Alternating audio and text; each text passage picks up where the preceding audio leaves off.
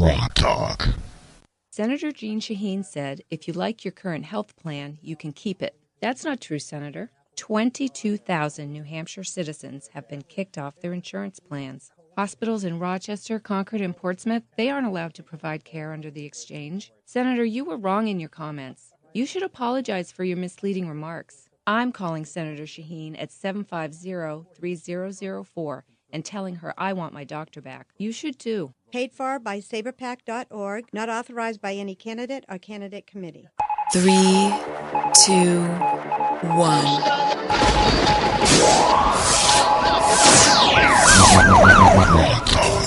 Welcome to another edition of Grok Talk, brought to you by New Hampshire's leading conservative blog site, GraniteGrok.com. We are your feared, extremist, right-wing, hard-charging, gun-toting, opinionated, outspoken, rabble-rousing, letter-writing, radio microphone stomping conservatives and rational libertarians. So get ready for another 30 minutes of news and opinion you could only get from GraniteGrok.com. Grok Talk. Yeah, baby!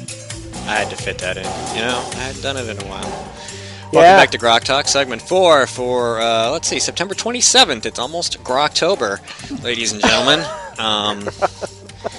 Not that actually means anything. Well, we're going to have horror stories. Horror stories. Well, you know, it should be after, Groktober should be after the election, because that's when the horror stories are going to start. But welcome back. We are at CNHT Studios in Concord, as always, broadcasting, live streaming on the day of broadcast, and then podcasting the entire show and segments throughout the week for your individual enjoyment. I still wish Election Day was 2 days before April 15th. They should move it. They should just move April 15th. They wouldn't dare. No, of course not.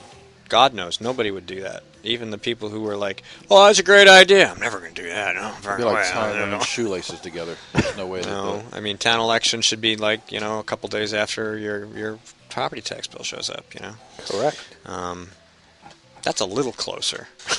You know, just a little here in New closer. Hampshire, yeah, a little bit closer. Not quite close enough though. It's kind of in between still. So, we were talking about on the break and even earlier in the segment talking about vote fraud, and of course it's really important for a lot of reasons. People are like, whatever, it's a big deal. But if you don't have clean elections, you can't possibly have a clue if the people you are voting for should be elected. You can't really have your own voice represented. Your town cannot know that the people it has chosen are the people that should be running your town and your state and everything. So it's so important that if you don't have a clean election, you're never really going to have clean government. And Ed's been working on this for 15 years. And it's finally starting to turn the tide, I guess you might say. It's a lot like trying to get some work done. 20 years, you know, EPA, whatever. Yeah. It's like changing a cap and rotor in your car. Yeah. After 15 years, yeah. 15 years, it becomes very urgent. Yes. Overnight success after 20 years. It builds up. Well, recently we had the Secretary of State, Bill-Gardner, become interested in voter fraud because he went for a I don't know what you call it, a confession interview with the paper in Manchester. Said he came out of the closet. Yeah, admitted we have some voter fraud, we have a problem. And he also admitted there's nothing he can do about it, and there was a problem with the definition of the word, I think. So that's a complete laughable joke. If you want to know about voter fraud, all you do is start with our Constitution. It's Part 1, Article 11, very first sentence. I'll make it easy.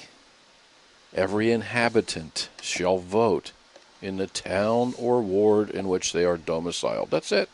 Pretty much, you don't need to read anything else. That's the key phrase. Domiciled and inhabitant were put in there by the founding fathers. And what people forget is that the Constitution is the anvil upon which all law is written and or has force. Well, so if you write a law that does not support the Constitution on which it's supposed to be built, technically it is void. It gets challenged and it gets thrown out. Well, in this case, our statute, the state statute regarding domicile, just repeats the Constitution. RSA 654:1. Same thing. So those words are found in Black's Law Dictionary, and that's what our Supreme Court uses. That's what the other 49 states use to define those words. Real easy. Inhabitant. An inhabitant, like they say in our Constitution, is one who's domiciled in a certain area, like a jurisdiction, for purposes of voting. Domicile is your legal home, separate from your residency, your citizenship, your abode, your place of abode. It's all the same thing. If you look up Black's Law Dictionary, it'll say Domicile is different than your residence because it's legal. That is where you would vote, where you register your car. Taxes Your from. taxes are from. You call for jury duty. And it gets you certain privileges and obligations because that's your domicile as opposed to any other residences you might have. But in Black's Law Dictionary and descriptions of domicile say many of the constitutions use these same phrases over and over again. So in New Hampshire, there is an effort by the Secretary of State, the Attorney General's office, and a lot of confused state legislators saying we need to change the law. We don't need to change everything. It's absolutely perfect. When it says inhabitants shall vote from their domicile, you don't get much better than that. Or Judge Lewis in Stratford County wouldn't have invented mobile domicile, which does not exist. There's different types of domicile. There's domiciles for corporations. There's domicile of origin. There's all kinds of domiciles for divorce, reasons for that. It goes back to I think the 1500s in France when they wanted to figure out where somebody's sailor was from. Domicile was used that far back. Doesn't have to be changed. We need to enforce it. And one state in particular.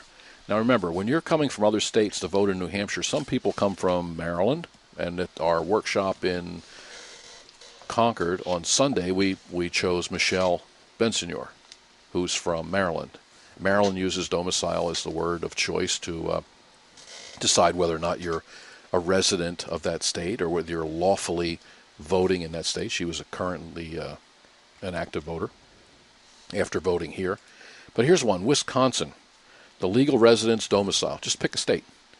What is the legal residence of Wisconsin for income tax purposes? Wisconsin has an income tax, which means they really have to keep track of people who live there, unlike New Hampshire doesn't have one. That's one less signature they have of yours. What is domicile? How do I know what my domicile is? They're the same things we argue about here in New Hampshire, and we can't seem to understand. What's happened is that domicile is the new cherish.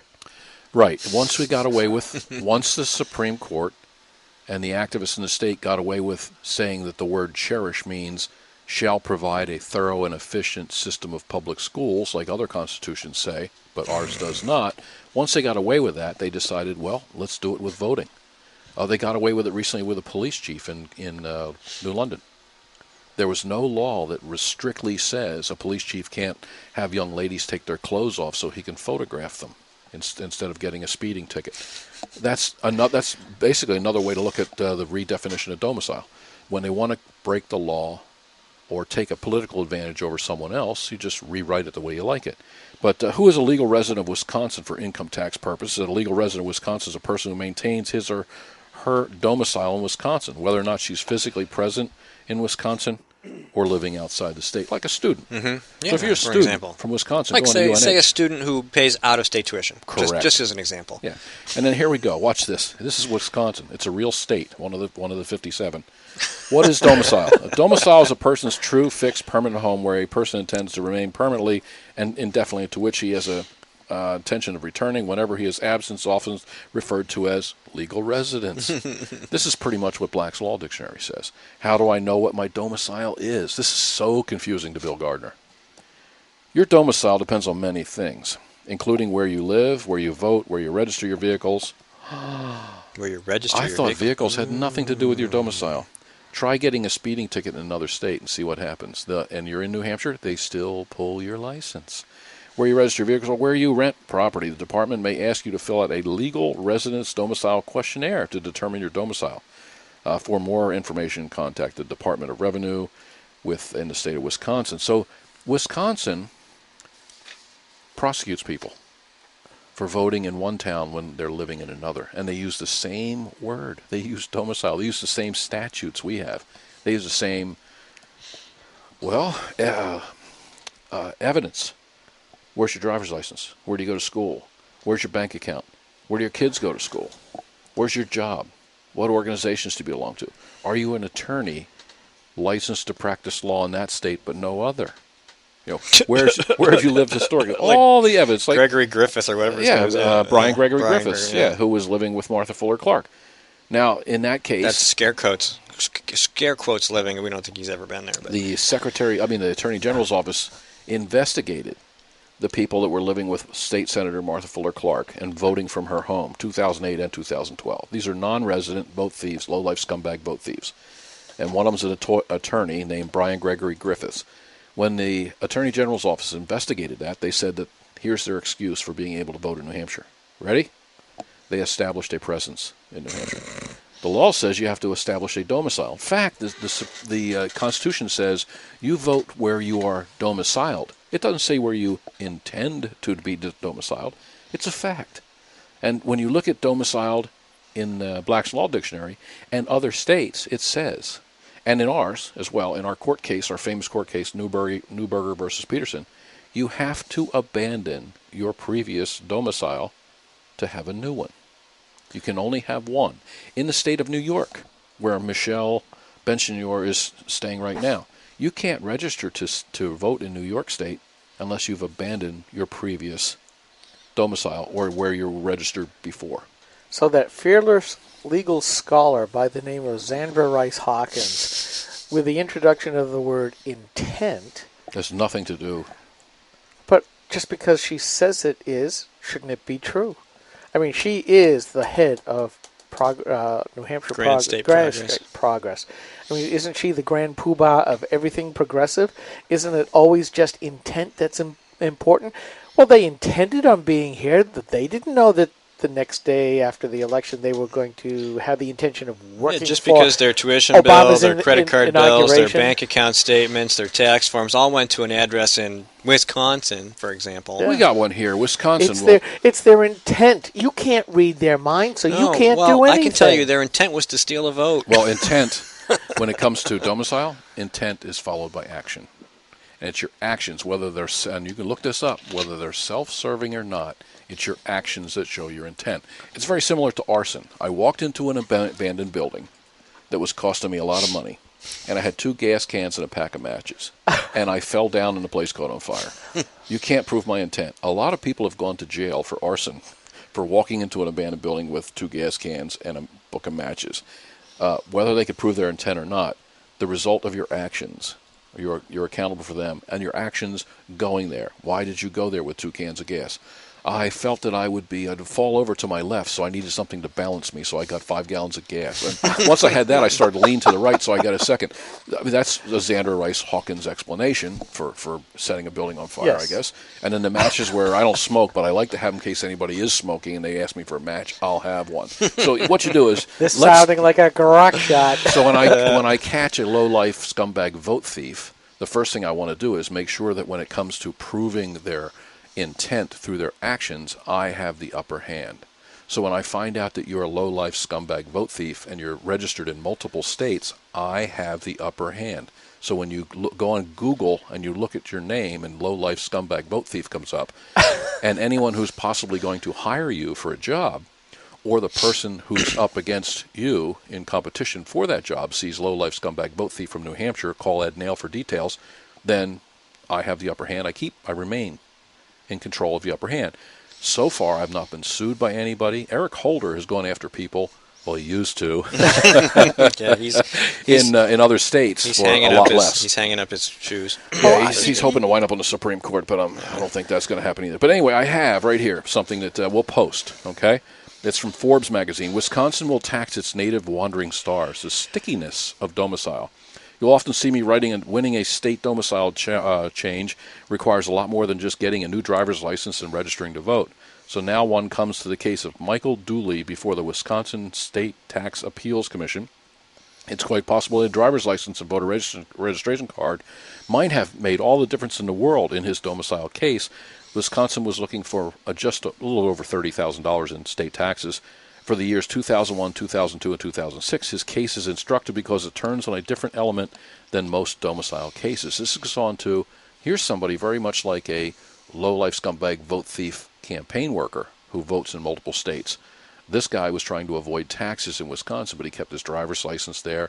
And it shows in the end, in Wisconsin, which uses domicile, the same words we use, it shows that he never really took an action to abandon his property in Wisconsin. So cough up the $30,000 or prove that you did. So what I'm saying is grab some of these low-life scumbag vote thieves and prosecute them and see what they do. I think they'll pay the fine. We had something posted up. I don't know if it was something I put up for you or something else, and somebody was talking about what to do about the problem. And my response was, well, we